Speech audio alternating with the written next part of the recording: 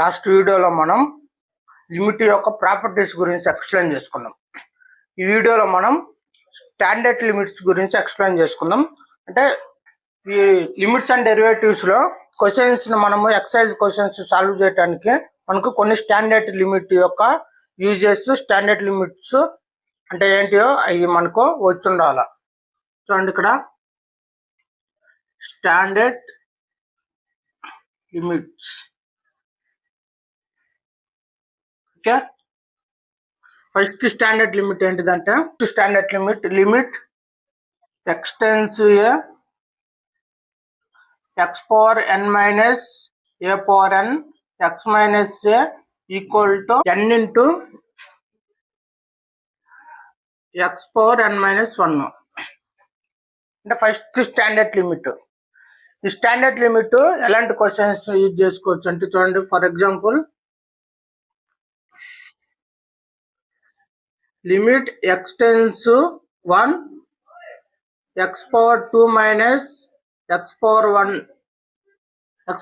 square x minus 1 ఇలాంటి question ఇచ్చినట్లయితే చూడండి, ఇక్కడ ఇది స్టాండర్డ్ ఫార్మ్స్ లో ఉంది. డైరెక్ట్ స్టాండర్డ్ ఫార్మ్స్ లో ఉంది కాబట్టి దీని ఆన్సర్ ఏమొస్తుంది, ఏంటిది ఇక్కడ formula n into x. n అంటే ఇక్కడ 2 ఇంటూ ఎక్స్, ఎక్సేగా ఎక్స్. n మైనస్ 1 అంటే 2 మైనస్ 1. ఓకే, చూడండి ఇక్కడ 2 మైనస్ 1 అంటే 1 అంటే దీని ఆన్సర్ ఏమొస్తుంది 2x.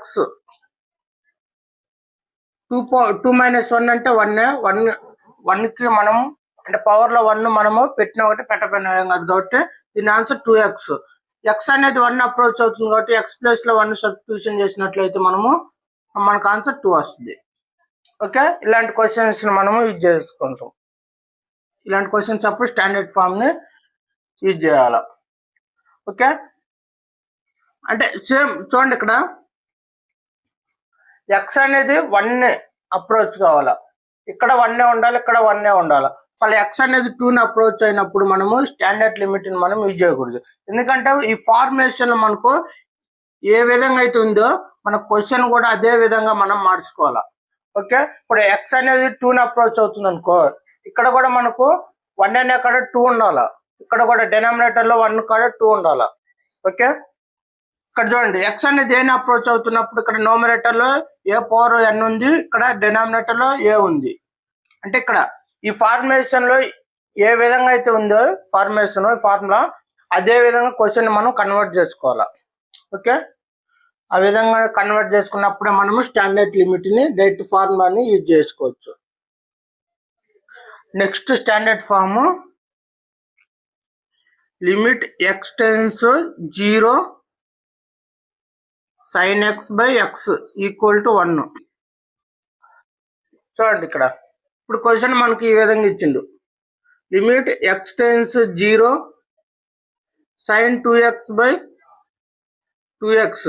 అప్పుడు మనం ఏం చేయాలా, చూడండి ఇక్కడ మనకి స్టాండర్డ్ ఫార్ములాలో x అనేది 0 అప్రోచ్ అవుతుంది, ఇక్కడ డినామినేటర్ లో సైన్ కి x ఉంది, ఇక్కడ అంటే న్యూమరేటర్ x ఉంది, డినామినేటర్ లో x ఉంది.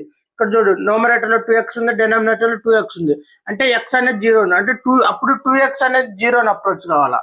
చూడండి ఇక్కడ x అనేది 0 అప్రోచ్ అవుతుంది, 2x అనేది దేని అప్రోచ్ అవుతుంది, x ప్లస్ లో 0 మనం సబ్స్టిట్యూషన్ చేసినట్లయితే 2 ఇంటూ 0 మనకేమొస్తుంది, ఇక్కడ 0 వస్తుంది. అంటే 2x కూడా 0 అప్రోచ్ అవుతుంది కాబట్టి అప్పుడు ఈ విధంగా మనం మార్చుకోవాలి. Limit 2x tends 0 sin 2x by 2x.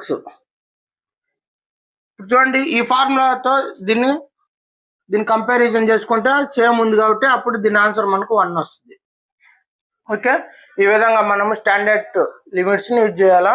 Next standard limit ఏంటిదంటే limit x tends 0 1 minus cos x by x equal to 0. Standard limits. ఈ స్టాండర్డ్ లిమిట్స్ ఎక్సర్సైజ్ లో క్వశ్చన్స్ సాల్వ్ చేసేటప్పుడు ఈ స్టాండర్డ్ ఫార్మ్స్ లోకి మనము కన్వర్ట్ చేసుకుంటాం. ఏంటి టెగ్నోమెట్రిక్ ఫంక్షన్స్ ఇచ్చి టెగ్నోమెట్రిక్ లిమిట్స్ ఇచ్చినప్పుడు ఈ స్టాండర్డ్ ఫార్మ్స్ లోకి మనం కన్వర్ట్ చేసుకుంటాం. నెక్స్ట్ ఫోర్త్ స్టాండర్డ్ ఫార్మ్ ఏంటిదంటే limit x tends 0 e power x minus 1 by x equal to 1. చాలా ఇంపార్టెంట్ స్టాండర్డ్ ఫార్మ్స్. ఎక్సర్సైజ్ 12.2 ఏలో రోమన్ నెంబర్ సెకండ్లో ఉన్న క్వశ్చన్స్ మొత్తం ఇవి ఒక 10 క్వశ్చన్స్ ఉంటాయి. Okay, next 5th standard form ఏంటిదంటే limit x tends 0 log base అని రాయొచ్చు, రాయకపోయినా కూడా బేసి ఉన్నట్టు 1 + x/x ఈక్వల్ టు 1. ఈ 5 స్టాండర్డ్ ఫార్మ్స్. ఇంకా క్వశ్చన్స్ మనము సాల్వ్ చేసేటప్పుడు ఇంకా ఎక్స్ట్రా ఏమన్నా స్టాండర్డ్ ఫార్మ్స్ వచ్చినట్లయితే అక్కడ ఎక్స్ప్లెయిన్ చేసుకుని అక్కడ క్వశ్చన్స్ మనము సాల్వ్ చేద్దాం. ఇంకొక టాపిక్ ఏంటంటే ఇంకొక పాయింట్ ఇండెటర్మినేట్ ఫార్మ్స్ ఉంటాయి. చూడండి, ఇప్పుడు ఏదైనా ఒక ఫంక్షన్ ఇచ్చింది అనుకో, సరే లిమిట్ x టెన్స్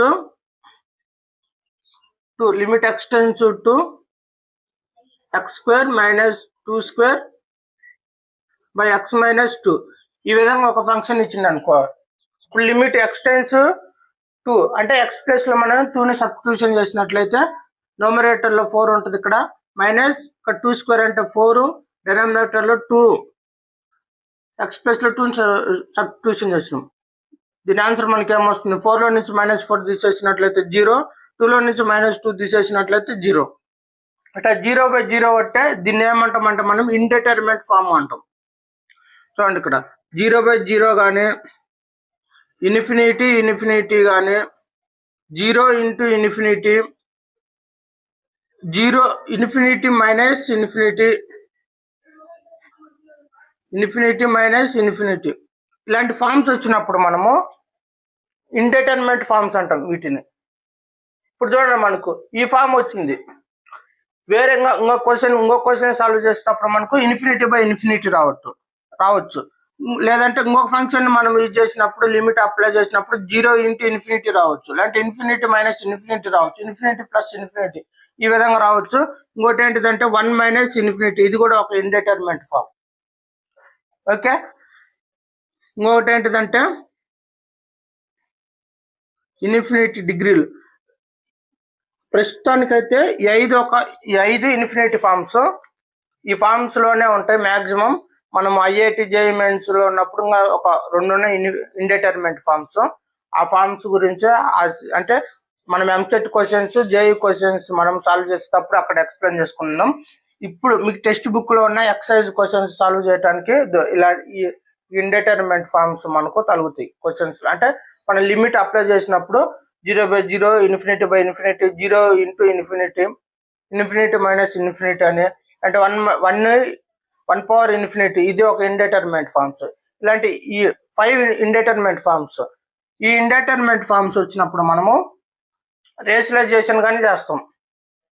అంటే రేషనలైజేషన్ అంటే ఏంటిదంటే క్వశ్చన్ లో రూట్ అనేది ఉందనుకో. ఇప్పుడు సపోజ్ మనకు √+1 √-1 ఉందనుకో. ఇప్పుడు లిమిట్ ఇక్కడ లిమిట్ x టెన్స్ 1 సబ్స్టిట్యూషన్ చేస్తే √1 అంటే 1, 1 - 1 అంటే 0. అప్పుడు ఇలాంటప్పుడు మనం ఏం చేస్తామంటే రేషనలైజేషన్ చేస్తాం. రేషనలైజేషన్ అంటే ఏంటిది, మనం 9th క్లాస్లో నేర్చుకొని ఉంటాం. రేషనలైజేషన్ అంటే అండర్ రూట్ +1 అండర్ రూట్ అంటే √x +1 అంటే డినామినేటర్ లో √x +1, డినామినేటర్ లో √x +1తో మనము మల్టిప్లికేషన్ చేస్తాం. ఓకే, ఈ విధంగా చేసినట్లయితే దీన్ని రేషనలైజేషన్ అంటాం. ఇప్పుడు చూడండి, ఇలాంటి క్వశ్చన్స్ ని మనము ఫ్యాక్టరైజేషన్ అంటాం. అంటే ఒక పాలినామియల్ ఫంక్షన్స్ కానీ కోఆర్డినేట్ ఈక్వేషన్స్ కానీ వాటిని మనం సాల్వ్ చేసేటప్పుడు ఫ్యాక్టరైజేషన్ చేస్తాం. ఫ్యాక్టరైజేషన్ అంటే ఏంటిది, x² - 2² అని ఉంది. దీన్ని ఏమని రాసుకోవచ్చు, a² - b² అని రాసుకోవచ్చుగా. అప్పుడు దీని ఫార్ములా ఏంటిది, a² - b², a + b × a - b. ఇది ఫార్ములా. ఈ ఫార్ములాలోకి మనం రాసుకున్నట్లయితే x+2 limit x tends to x+2 × x - 2 by ఇక్కడ డినామినేటర్ x - 2 ఉందిగా, x - 2. ఇప్పుడు చూడండి, డినామినేటర్ ఎక్స్ మైనస్ 2 ఉంది, న్యూమరేటర్ ఎక్స్ మైనస్ 2 ఉంది కాబట్టి ఎక్స్ మైనస్ 2 కి క్యాన్సిల్. మనకి ఇక్కడ ఏం మిగిలింది, limit x tends to X plus 2.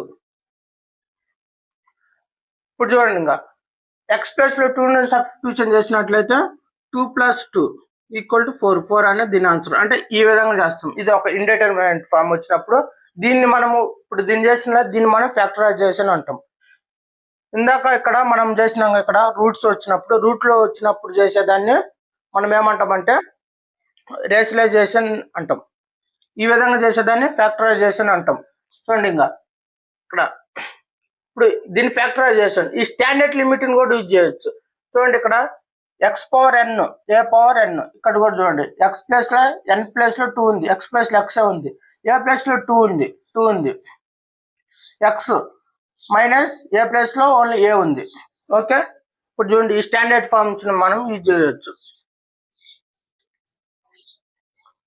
0/0.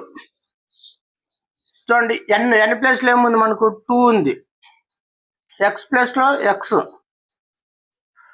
n - 2 అంటే 2 - 1 అంటే మనకి ఏం వస్తుంది, ఇక్కడ 2x అని వస్తుంది.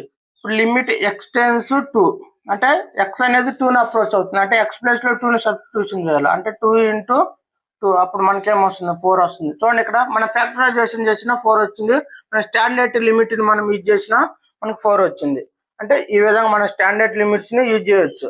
లేదంటే ఫ్యాక్టరైజేషన్ రేషనలైజేషన్ చేయొచ్చు. అంటే చేసే అవకాశం ఉన్నట్లయితే అక్కడ మన ఫ్యాక్టరైజేషన్ రేషనలైజేషన్ చేసి మనము లిమిట్ ని ఆన్సర్ ని మనం కనుక్కుంటాం.